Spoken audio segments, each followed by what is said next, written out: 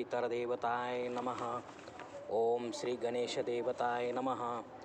ओम श्री कुलदेवताय नमः. ओम श्री गुरुदेवताय नमः. ओम सर्वश्री इष्टलिंगदेवताय नमो नमः.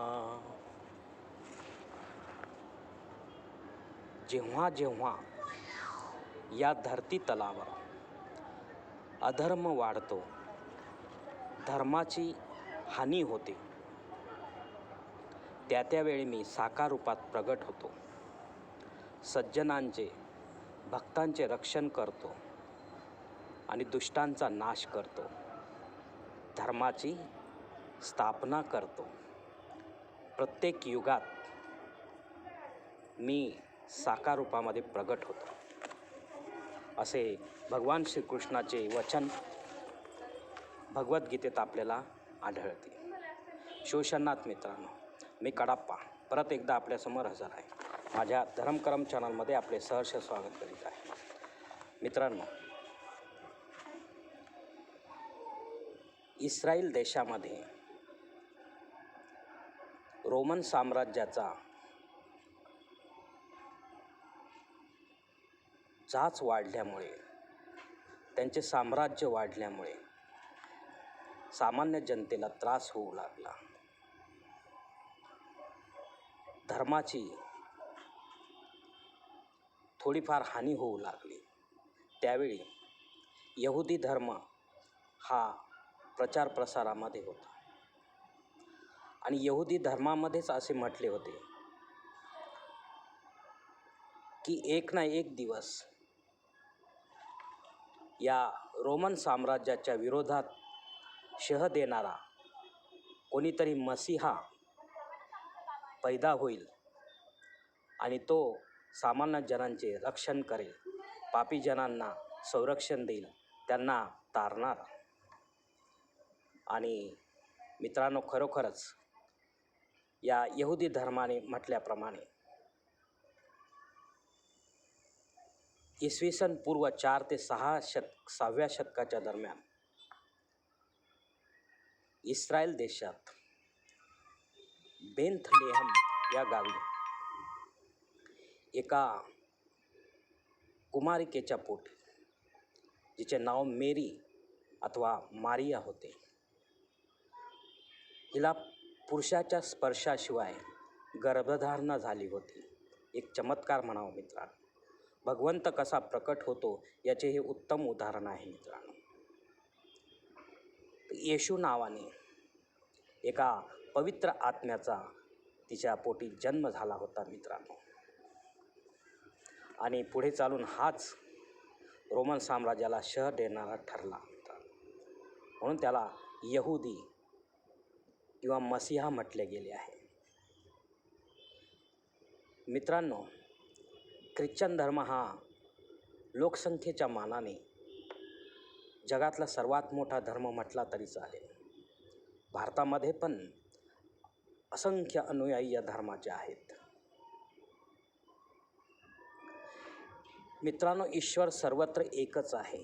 ईश्वर तत्व, ज्याला आपण ब्रह्मतत्व व शिवतत्व असेही म्हणतो, वा ते आहे, ते चराचरात व्याप्त आहे. आपण सर्व जीव सजीव त्याचीच रूपे आहोत. आपण त्याचीच लेकरे आहोत असे म्हणायला काहीच हरकत नाही मित्रांनो.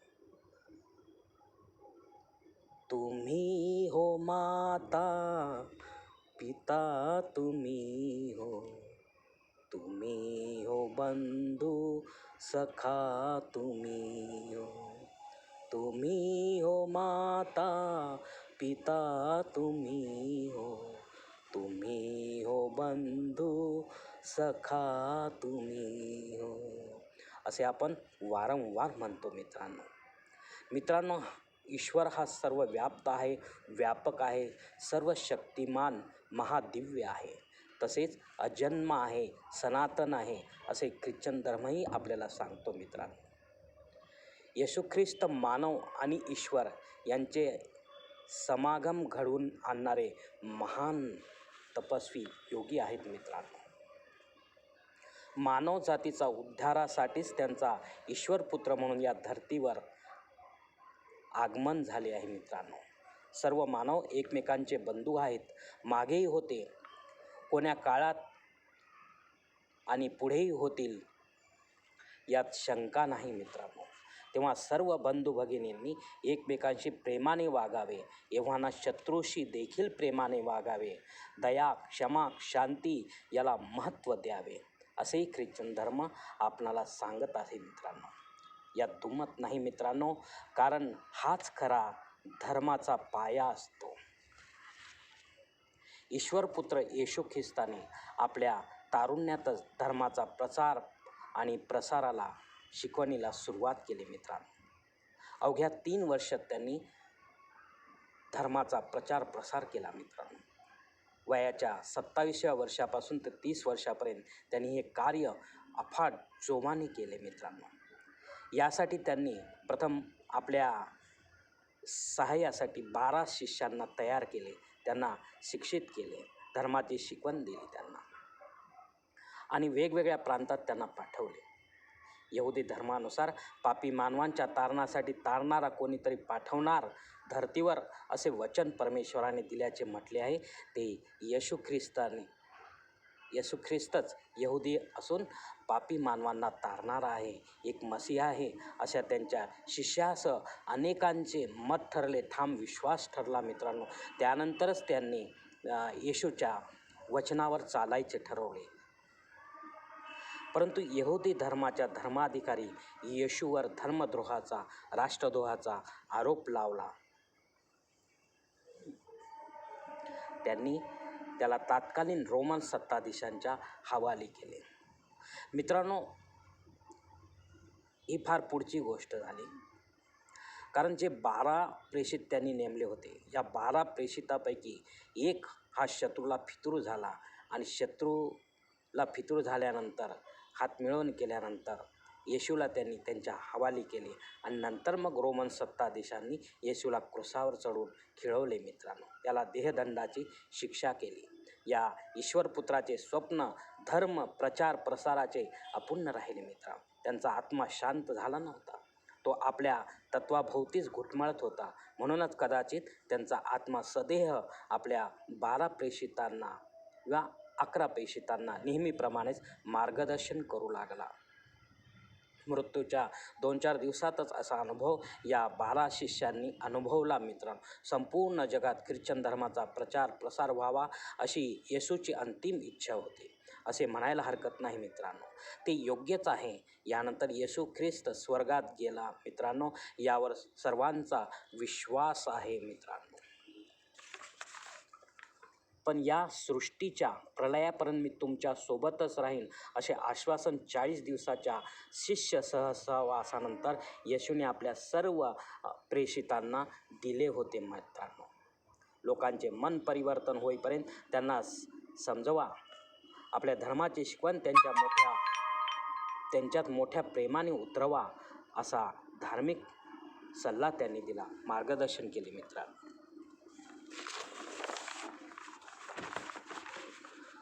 मित्रांनो, या 12 शिष्याने आपल्या धर्मगुरूची आज्ञा शिरसावंद मानून ख्रिश्चन धर्माचा जगभर प्रचार प्रसार केला. इसवी सनाच्या पहिल्या शतकातच सेंट थॉमस नावाचा शिष्य आपल्या भारतातील केरळ राज्यात आला. येथे याने पहिल्या चर्चे निर्माण केले, धर्माचा प्रचार प्रसार केला, धर्म शिकवण सर्वांना समजावून सांगितली. चर्च म्हणजे प्रार्थनास्थळ असते मित्रांनो. ख्रिश्चन धर्मात परत 3 पंथांची निर्मिती झाली.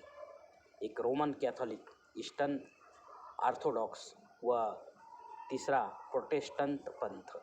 या मुख्य पंथांचे परत काही उपपंथही आहेत मित्रांनो. कॅथॉलिक पंथ हा कर्मठ परंपराचे जतन करणारा होता. पोपची धार्मिक सत्ता हा पंथ मान्य करतो. सुधारणावादी मतांचे स्वागत करतो मित्रांनो. पण ईस्टर्न ऑर्थोडॉक्स पंथ हे मान्य करीत नाही. धार्मिक विधी, धार्मिक श्रद्धा याबाबत या 3 प्रमुख पंथात थोडीफार मतभिन्नता आढळते मित्रांनो. पण येशू ख्रिस्ताच्या शिकवणीबाबत एक मतच आहे मित्रांनो. येशू ख्रिस्त जणू धर्म सिद्धांत आहे.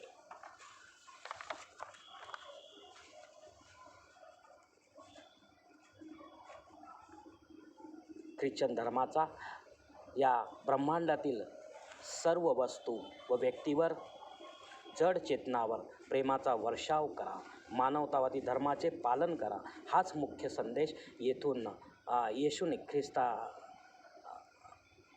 ख्रिश्चन धर्मामध्ये दिलेले आहे मित्रांनो, साऱ्या जगाला दिला आहे.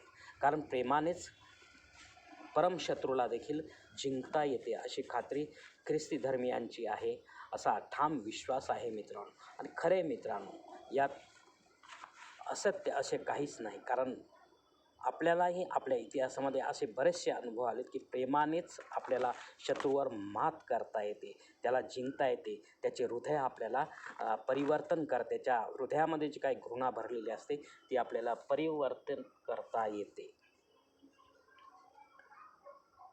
म्हणूनच म्हटले आहे मित्रांनो की खरा तो एकची धर्म जगाला प्रेम अर्पावे. खरा तो एकची धर्म जगाला प्रेम अर्पावे. जगी जे ईन पलतलित तयाना प्रेम अर्पावे. खरा तो एकची धर्म जगाला प्रेम अर्पावे.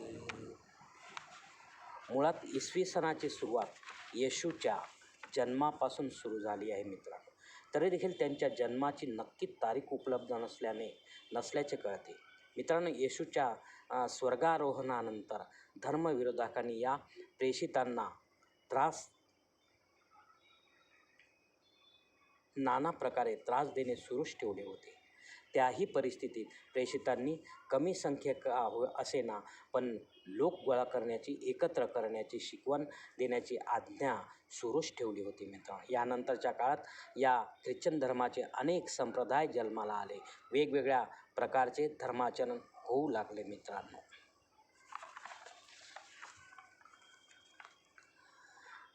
नाताळ आणि गुड फ्रायडे हे दोन सण आपणाकडे आवर्जून साजरे केले जातात.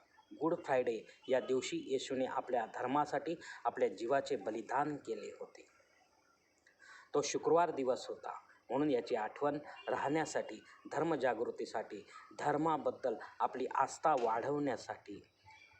वाढण्यासाठी येशूच्या बलिदानाला पुन्हा एकदा आठवणीत आणले जाते, ज्याला आपण निर्वाण दिन म्हणतो, पुण्यतिथी म्हणतो, निजनागमन समाधी दिन असेही म्हणतो. आणि मित्रांनो, 25 डिसेंबर हा ईश्वरपुत्र भगवान येशूचा जन्मदिवस म्हणून साजरा करण्यात येतो. सर्व जगभर जसा भगवान येशूचा जन्मदिवस म्हणून साजरा करण्यात येतो, जसे जन्माचे शतक आपण जगाने स्वीकारले, तसेच 25 डिसेंबर हा नववर्ष दिन म्हणून स्वीकारण्यात काही अडचणी निर्माण झाल्या, म्हणून 1 जानेवारी हा नववर्ष दिन म्हणून स्वीकारण्यात आला मित्रांनो. अन्यथा 25 डिसेंबर हाच दिवस नववर्ष दिन म्हणून राहिला असता. मित्रांनो, येशूचे 3 शत्रू मानले जातात, जे त्याच्या मरणाची वाट पाहत होते. धार्मिक, कर्मठ सनातनी लोक, जे काही यहुदी धर्मामध्ये होते, रोमन सत्तेविरुद्ध बंड करणारे लोक आणि श्रीमंत लोक. पण खरा घात केला तो त्यांच्या 12 पैकी एका प्रेषिताने. आपणास मागे सांगितलं, तो शत्रूला फितूर झाला आणि येशूला त्यांनी शत्रूच्या हवाली केले. येशूने न केलेले पापकर्म त्याच्या माथी मारून जबरदस्तीने येशूला क्रूसावर चढवण्यात आले. पण त्यांच्या रक्तात एवढी क्षमा, शांती, दया भरली होती की आपल्या शरीरातून क्रूसावर खिळे ठोकणारे लोकांविषयी ईश्वराला प्रार्थना त्यांनी केली की हे ईश्वरा, यांना क्षमा कर, कारण ते काय करत आहेत त्यांनाच माहीत नाही.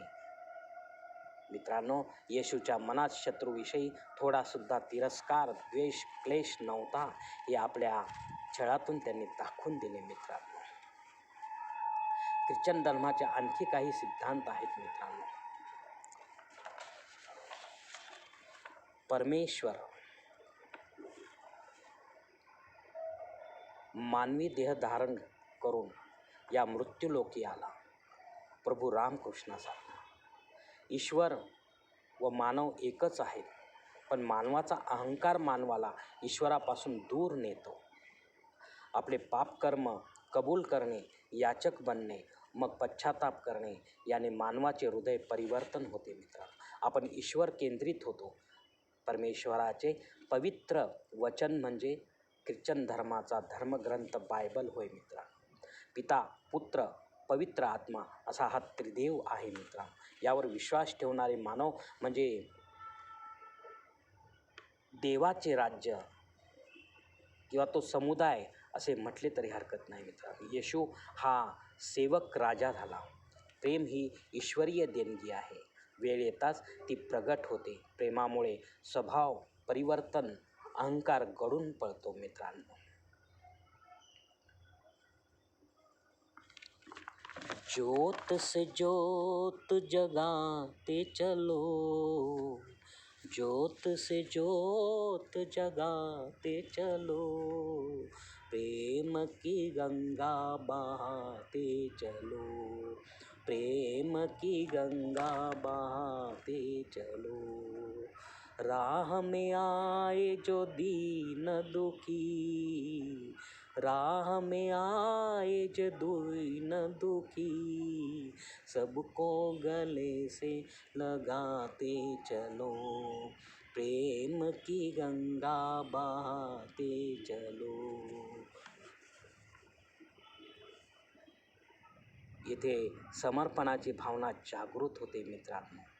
प्रेमाने आपण स्वतःसाठी तर जगतोच, पण इतरांसाठी पण जगतो. मी मालक नसून सेवक आहे असे समजतो. मानव बुद्धिवादी प्राणी असल्याने ईश्वराला तो अत्यंत प्रिय आहे मित्रांनो. त्याची कृपा कोणावरही होऊ शकते व कोणीही ती आपल्या तपोबलाने, समर्पण भावनेने प्राप्त करू शकतो. पण माझ्यावर विश्वास ठेवा असे ईश्वर कधीच सांगत नाही मित्रांनो, वा जबरदस्तीही करीत नाही. कारण ईश्वराला